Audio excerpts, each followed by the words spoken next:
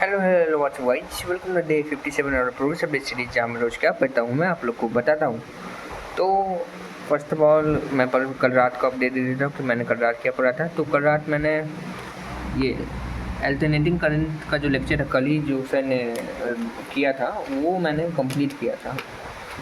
तो ये चैप्टर ये वाला लेक्चर में तो अभी तो बेसिक मतलब नहीं था, क्लास 11 का रिवीजन टाइप पेजेस थे वो सब था। तो मैंने क्लास 11 में थोड़ा सा ये पार्ट पे ध्यान दिया था तो मुझे थोड़ा सा आसानी से मतलब अच्छे से समझ आ गया था। तो यहाँ से हाँ क्लास 11 पेजेस डायग्राम ये रहे नोट्स भाई लेकिन अब दिन पर दिन है ना भाई दर्द बढ़ने लगा कि नोट्स तो बना रहा हूँ ठीक है भाई, चलो क्वेश्चन प्रैक्टिस कम हो रही है तो वो मैं बढ़ाऊँगा, चलो वो भी ठीक है। लेकिन भाई अगर रिवीजन करना होगा तो ये मेरे फिजिक्स की तीसरी कॉपी है भाई बाय द वे। इतने नोट्स भर गए हैं, इतने बाकी है और अभी तो सिलेबस का मिड भी नहीं आया है।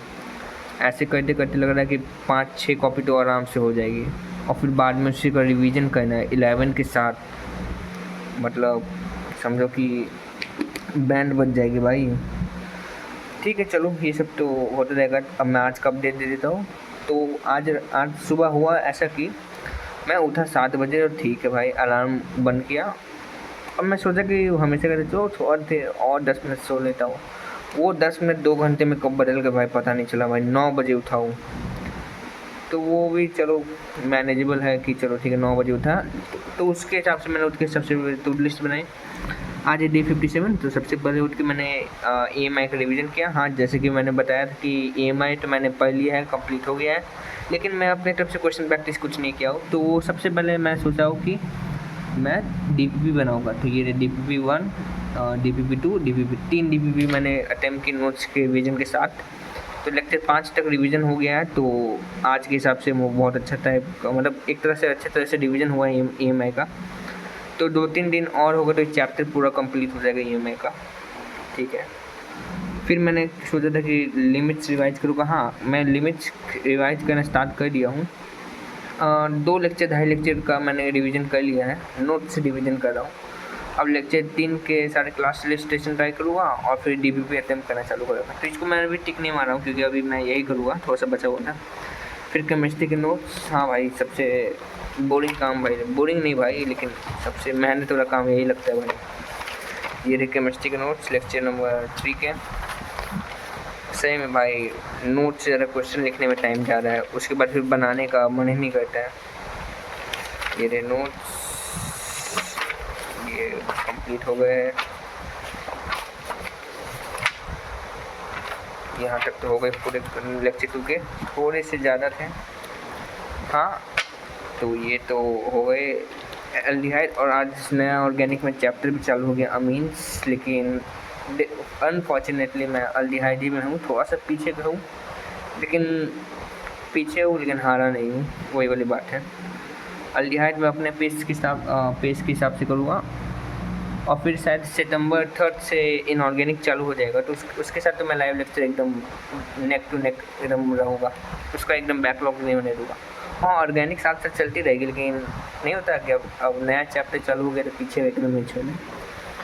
हाँ केमिस्ट्री के नोट्स हो गए। केमिस्ट्री का मैंने सोचा लेक्चर नंबर 3 देखूँगा लेकिन नहीं देख पाया, कोचिंग था एक।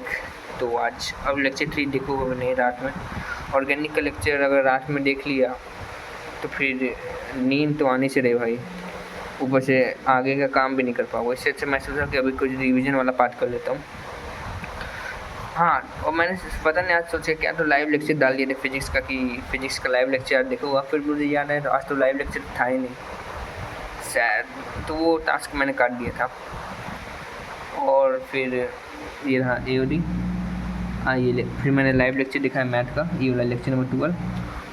और इसका मैं क्या सीन है मैं बता देता हूँ। तो ये रही मेरी रफ कॉपी। तो मैं साथ ही साथ क्वेश्चन रिवाइज कर मतलब क्लास सर के साथ क्वेश्चन बनाता हूँ। जैसे मान लो ये है, हाँ फिर सबसे पहले दिखा देता हूँ।